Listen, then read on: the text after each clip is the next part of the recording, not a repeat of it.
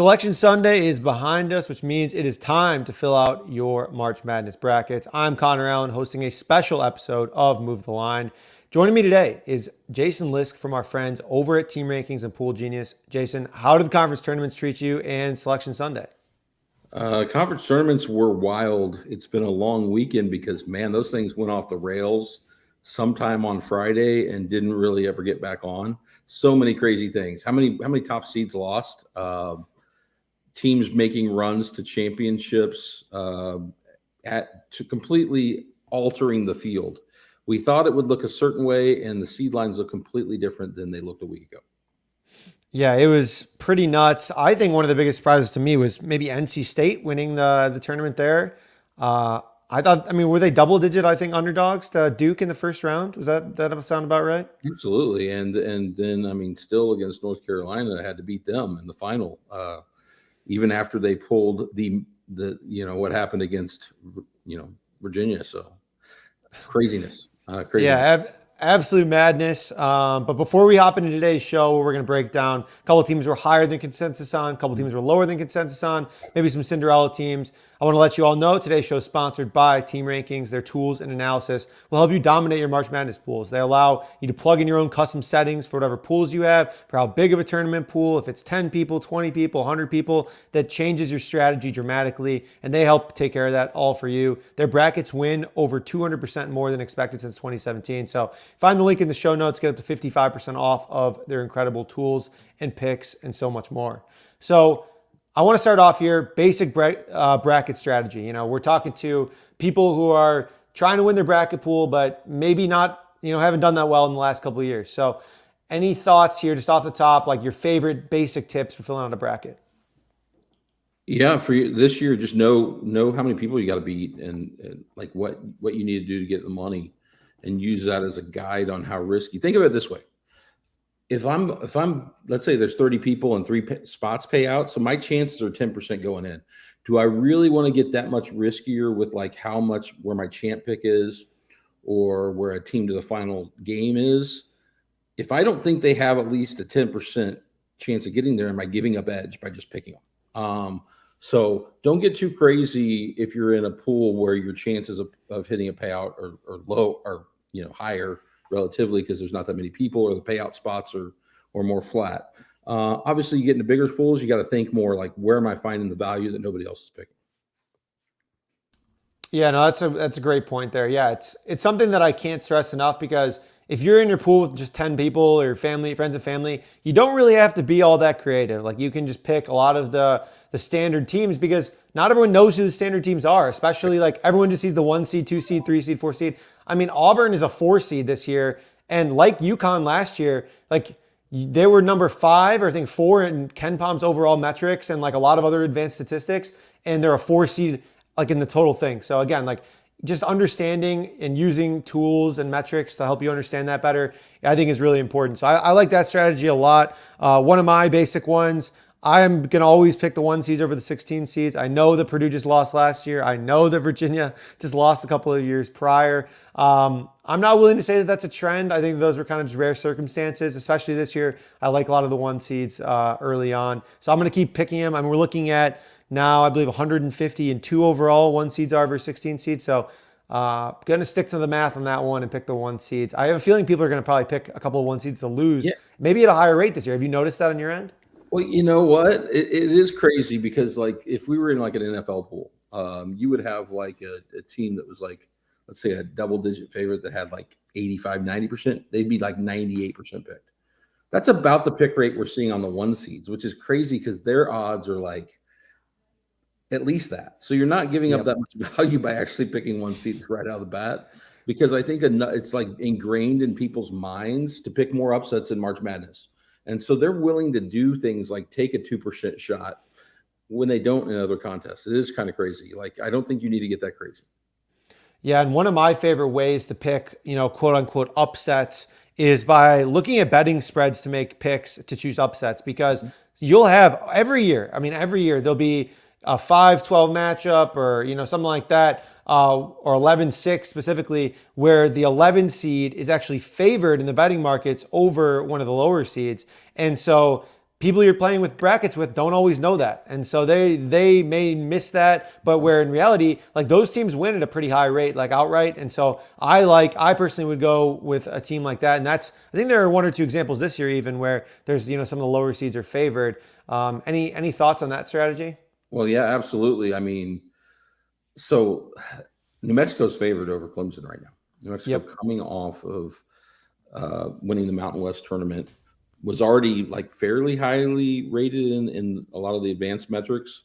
Went up even more inside, I think, the top 25 in a lot. And Clemson kind of had a bad performance in the ACC, so they're favored.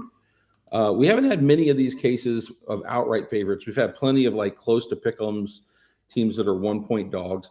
There's been, I think, 11 cases since 2011 where a team was favored who was like an 11 seed or worse right out of the gate. They're 10-1. Now, does that mean it's going to happen this time? No, but I think what you get, Connor, in these cases is you get some public resistance to making an 11 seed the favorite. And so if they're made the favorite, and there's people pulling that number to where it is. And we've seen that with Gonzaga. The last one we saw was Michigan 2 years ago against Colorado State in the first round. And Michigan not only won that game, but went to the Sweet 16, if you recall, as an 11 seed. And so I think New Mexico has that potential. I mean, they're a top 30 type team who, for some reason, got seeded as 11. Yeah, way underseeded there. We're looking at them as like a 1.5 to 2 point favorite, depending on the book. I think that's a great shout out there specifically. Any other points of strategy you want to touch on before we go into more specific teams? No, I think we've hit. I mean, there's plenty we could talk forever about strategy, but I think the main ones are just know your rules. You're going to adapt your upset tendencies if you get rewarded for it. Don't pick upsets just to pick them in a bracket.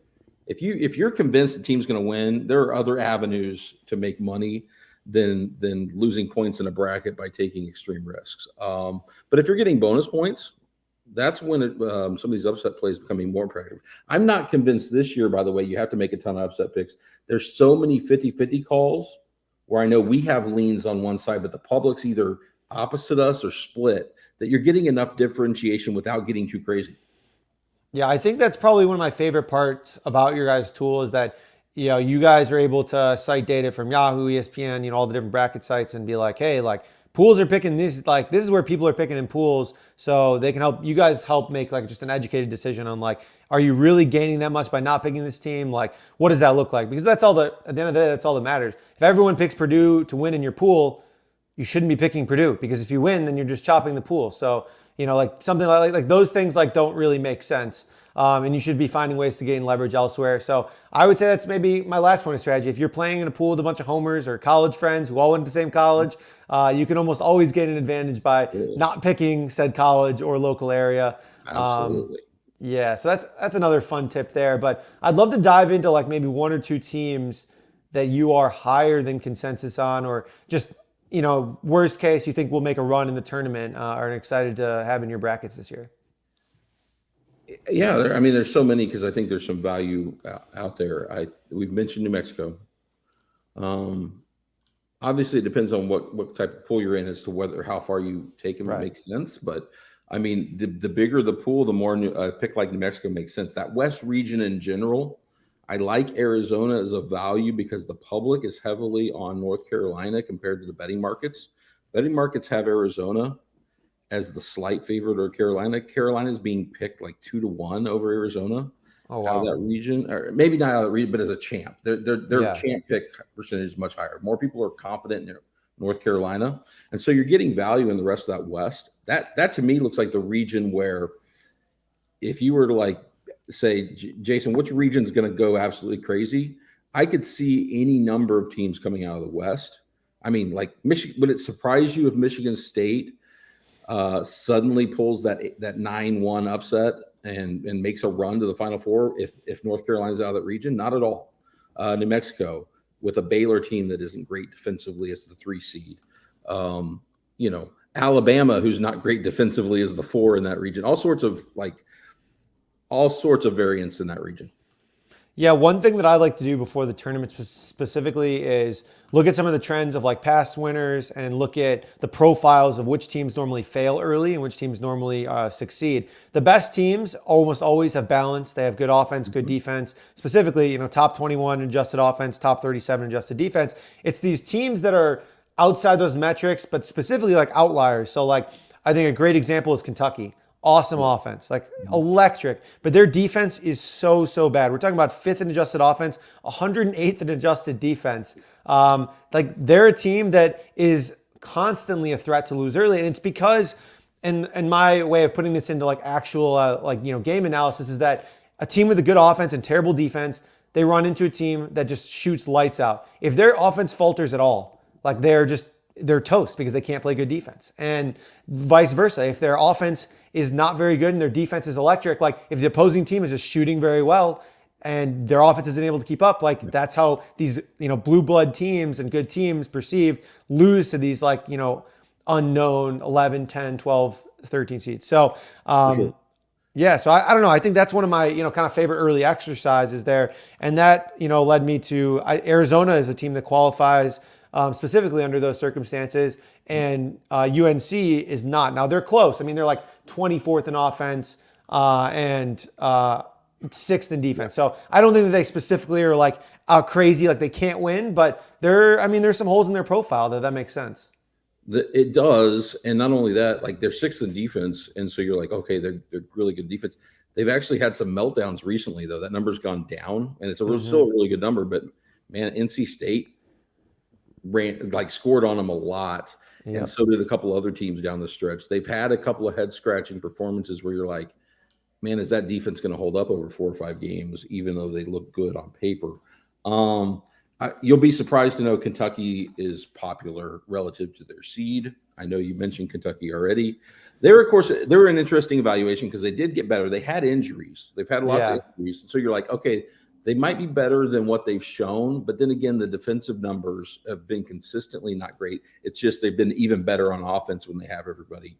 And those kind of teams haven't always profiled well. They're good for pulling some upsets. They're not necessarily great in the favorite role or in a neutral role for the reasons you said. If you get a team that can play slow against them, but grind out and convert possessions continuously, that puts pressure on the favorite all the time. And we see that year after year. Ohio State losing to Oral Roberts. We saw it with Iowa recently out of the Big Ten with the teams that could score but couldn't stop a cold. And we're seeing that, I think, concerns with Kentucky, Alabama, and some others. Yeah, I wonder, if you're looking at a bracket here, so they obviously play Oakland in the first round. Admittedly, I think that they probably throttle Oakland. I'm not a big Oakland person, but the next round, Texas Tech, NC State. I mean, Texas Tech can grind you. Right. I'm probably gonna have a bracket or two where I probably pick Texas Tech over Kentucky, just because even if they do wind up getting to maybe like a Marquette or a Florida in the round after, it's just winning these games consistently for me is really tough. And I mean, if they got to Houston, maybe the stylistic difference could pan out for them. But like you said, the slow, grinded out teams and Houston can score too, mostly. I mean, outside of their blunder in the conference tournament, I mean, they're a top 15 scoring team in terms of offensive efficiency. So it's a tough debate there. But I do think that Kentucky could be an interesting team to fade there specifically. Another one that I guess we're talking about both fades and higher and lower than consensus on at this point. A team that I am worried about is Iowa State. Iowa State, their offense is just not very good. Their defense is like elite. We're talking about number 1 in adjusted defense by a pretty solid margin here, very similar to Houston. Offense, 55th in adjusted offense. They just go on random scoring droughts. Like again, if they can beat anyone. I mean, they are capable of beating anyone if they're hitting their shots. But I worry on a consistent basis over the course of a 6-game sample, can they play good enough offense and not run into one random team that's hitting every single shot for them to win? Any thoughts on Iowa State here? Yeah, I think the bigger thing with Iowa State is the draw. I mean, yes, their defense can travel. Their offense can be a slog at times. It's been a little better, I think, when they've had their full rotation. We've seen a mix here. I mean, Texas Tech went to the championship game as a 3 seed with a very similar profile. Just absolutely destroyed people on defense. frustrated good offenses all through the bracket, and we're surprised. But then we've seen teams like Tennessee have the similar profile and flame out early. That were absolute beast on defense, but just you never knew when they would go in the tank on offense. And so probably a high variance. And then it's just a region with Auburn and Connecticut in it. And so, man, who knows? If I were, I would have liked to see maybe them in a different region to think about them. Man, that's exactly where I'm at with this the Auburn Connecticut stuff, because if you put them in as the 4th seed over Kansas and Purdue, I think maybe they're live there. Obviously, with them, North Carolina, I think I would have had probably Auburn advancing in that West Side, or at least of the Elite Eight for sure. Now they have to draw Kentucky in the Sweet 16, or I'm sorry, Connecticut in the Sweet 16. Absolutely brutal draw for Auburn, a team that fits both of the qualifications I talked about. Top 10 in both offense and defense. I believe Ken Pop's number 4 team overall in the entire country, and they're a 4 seed. So, I mean, obviously the big barrier is Connecticut. Can they beat Connecticut? Yeah. I don't know. I mean, they seem unbelievably dominant for almost the entire year. Connecticut's lost 3 games all season. All 3 of them were away. And 2 of them with key players out. So really at full strength, that's why they're the betting market favorite, because they've been even better when they're at full strength. Here's the interesting one there. If you are of the type that likes to play multiple brackets and portfolios and kind of, you might it's an interesting, because if I told you right now, Connor, I'm going to give you a crystal ball and Auburn's in the Elite Eight, would they be the favorite to win the national title? They'd be close, right? Because they probably beat UConn. Mm-hmm. And so then you're like, how do I want to play it? So there's a lot of high variability there, but in larger brackets, having a UConn champ and then an alternate or vice versa Auburn champ, where you're like, obviously both of them can't do well, but I'm kind of insured where one of them makes a run, might be a good way to play things. No, I love that idea. And I think that's again, in smaller pools, you're probably putting UConn, but 50, 100 people, you got to start getting a little bit weird with some of this stuff, especially if you're playing multiple pools. Like one pool, you can, again, mostly stick to the chalk, but I think that's a great look there. And I'll probably have Auburn in at least one, depending on how many pools I wind up with. But yeah, the draw definitely stinks. I guess to round out this top group of people that I think are teams that are interesting here, we talked about Auburn, Houston, Connecticut. I think Purdue's kind of interesting. So their defense got worse, but their offense is significantly better than last year in terms of their guard play. And that was what just absolutely killed them in the year prior, because it was all on Zach Edey. Now we have Braden Smith able to, kind of make some shots, who help contribute along with the Edey. I think they're balanced enough to potentially make a run. Everyone, I think there's probably going to be some recency bias with they just lost in the conference tournament. They lost last year as a 1 seed. I wouldn't be surprised if they go underpicked, but you have the data behind that. Is that where you guys are at, or are you guys in the opposite boat here? I mean, they're solid. They're not supremely underpicked. Okay. And by that, I mean, I think there are enough people willing to take them, because all it takes is the top 10 or 20% of what people think about a team, not the median. I mean, 50% of the people may hate them, and that doesn't matter that much. And so I think there are enough people picking them that they're an okay value. They're not insane value. I think we talked about the West, where North Carolina's more popular. That's creating that for Arizona in some ways. With Purdue, my main concern, yes, the guard play has been better. They are 4-4 when their turnover rate's over 20%. And that was their bugaboo last year, and that's what we saw jump up and get them again. When teams can turn those guards over and put pressure on them, and my question is, will they come up against teams later in the bracket? I don't think they're going to falter like they did last year early, but will they come up against a team that can actually do that to them? Play enough against Edey to, if not neutralize him, at least kind of negate him dominating the game, and then turn them over, would be the question late in the bracket.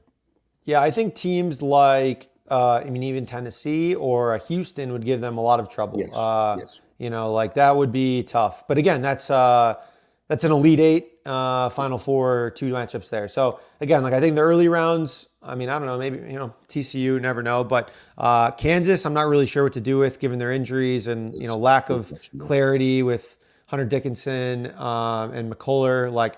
I mean, this seems like they're going to play, right? Like, I think both of them I'm operating under but Yes. are they going to be 100%? Are they going to be, how does that factor in, right?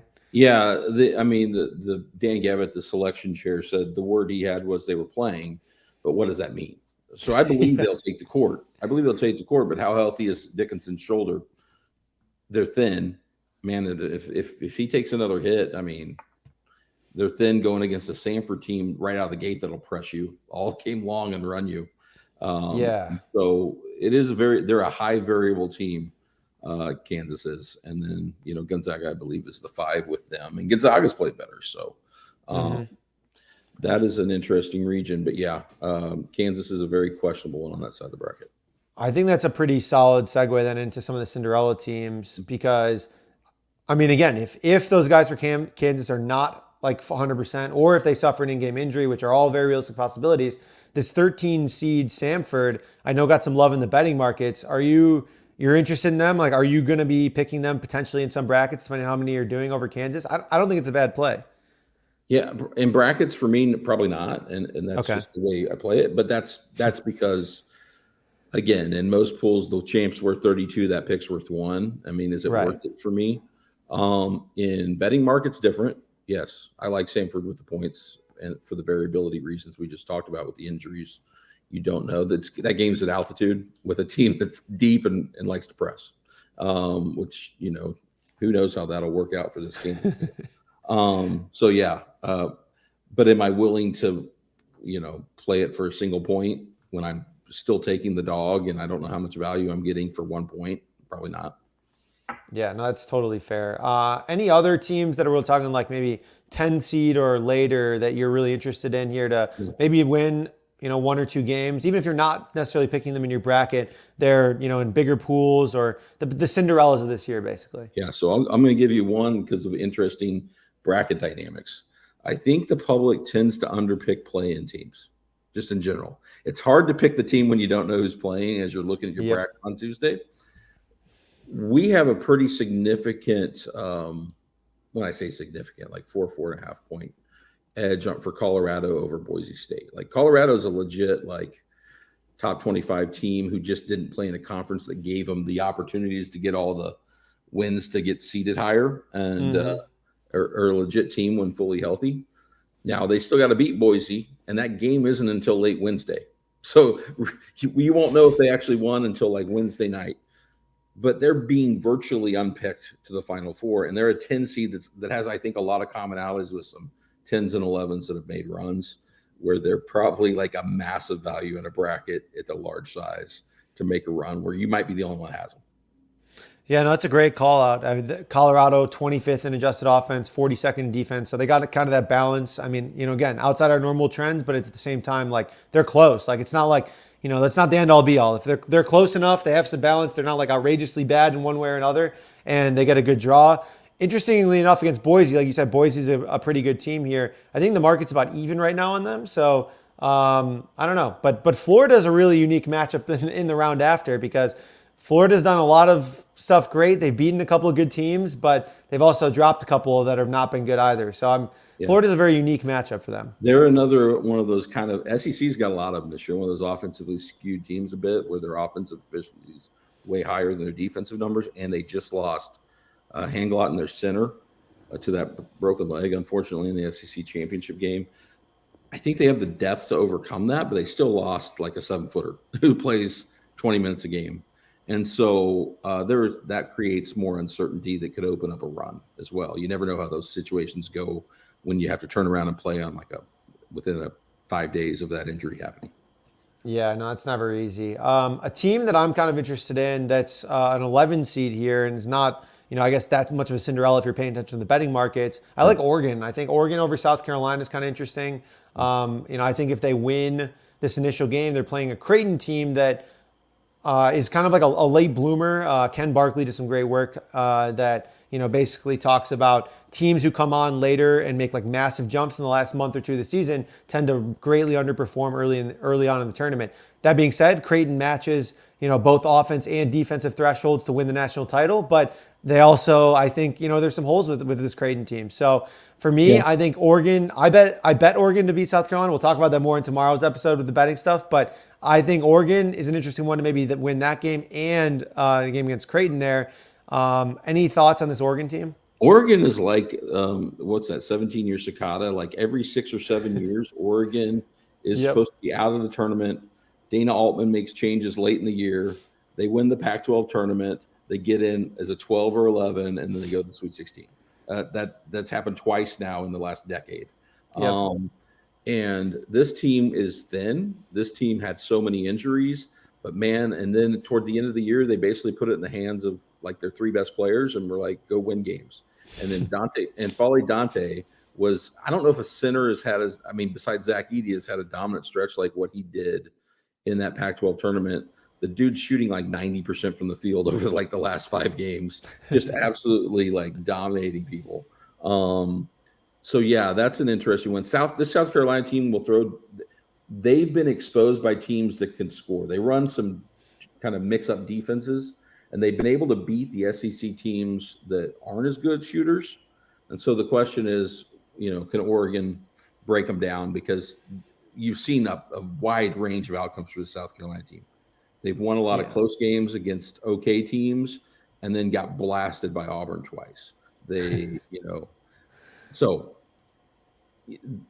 I think they're better than their raw numbers, but Oregon is still the team on the rise. Yeah, and they're one of those teams that South Carolina is one of those teams that plays slow. Their numbers are adjusted really well. Like, if you like when Ken Pom makes adjustments, they, adjust for a conference and everything. And, if you play in the Big Ten, in the SEC, they get like a pretty sizable bump here. But, like when you look at their raw numbers, they're not, nearly as good. So, we're looking at 67th in offense, 112th in defense, like raw. I mean, it's not a very good team if you're just looking at raw numbers. Now, again, those came against good competition, but so I don't know. It's something we're thinking about. I like Oregon as a team to potentially, make a small mini run here. I think a lot of these Western teams. I mean, New Mexico's the same way. A lot of these also on the 11 line. It's like they're very much if they're a dog at all, they're not much of one. They pretty much have a chance to make as a run as any 6 seed would. 5 or 6 seed would. So, definitely teams to look at, especially if you get bonuses for these seeds or upsets. Those would be really strong plays. But I don't think you even need that. I think you can play them straight up because their chances of winning are pretty good. Yeah, I don't mind it. And we can dive into them more in the betting show tomorrow. But any other like lower key seeds? I think I have one more that's interesting, but I'll kick it to you first if you got anyone else. Let me see. Tennessee, I like some of the dogs, probably more when we talk betting than here because of the way we're playing it. But I mean, we talked against Kansas, but I like Charleston against Bama for a lot of the same reasons. Bama's defense, that is a team that has been imploding on defense for the last month. I mean, just terrible numbers. The only time they don't have absolute terrible numbers when their opponents shoot like 15% from three.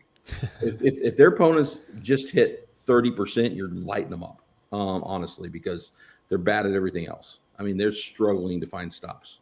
And this Charleston team, last year's team was like 31-3 and like the hot team to pick, and they did not win.